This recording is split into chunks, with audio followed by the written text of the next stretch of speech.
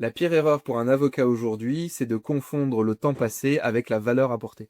En fait, j'étais au restaurant avec un ami qui est agent immobilier, et donc il me disait qu'en gros, il en pouvait plus de son avocat et qu'il justement, il cherchait un nouvel avocat en droit immobilier. Il avait besoin d'envoyer une lettre recommandée à ce promoteur. Et donc le cabinet d'avocats avec lequel il travaille depuis quasiment 10 ans maintenant aujourd'hui, lui avait envoyé une facture pour une lettre recommandée à 2 000 euros. Et donc ça a commencé entre guillemets à l'énerver, à le chauffer en disant bah là, il fait n'importe quoi avec les honoraires.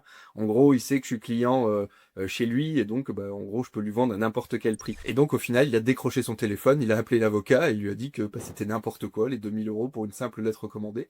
Et l'avocat a reconnu de lui-même que potentiellement ça les valait pas et donc il a baissé son prix à 800 euros. Et donc bah, en réalité au lieu de gagner la confiance de son client, il l'a totalement perdu puisque du coup mon ami s'est mis à chercher un nouveau cabinet d'avocats pour trouver quelqu'un de plus sérieux sur les honoraires.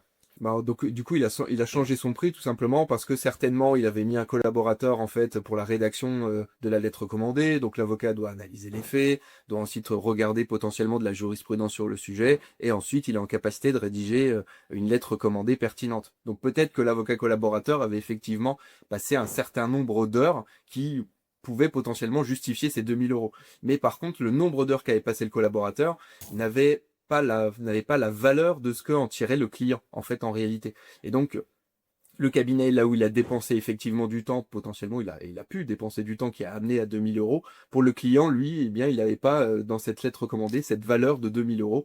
Et donc, on voit qu'il y a une disproportion qui se crée, en réalité, entre la valeur que perçoit le client d'une lettre recommandée et ce que ça coûte, en fait, au cabinet d'avocats. D'autant plus qu'aujourd'hui, bah, avec l'IA, on est en capacité quand même aujourd'hui d'aller très vite dans l'analyse documentaire, d'aller très vite dans la recherche de jurisprudence et d'aller très vite dans la rédaction.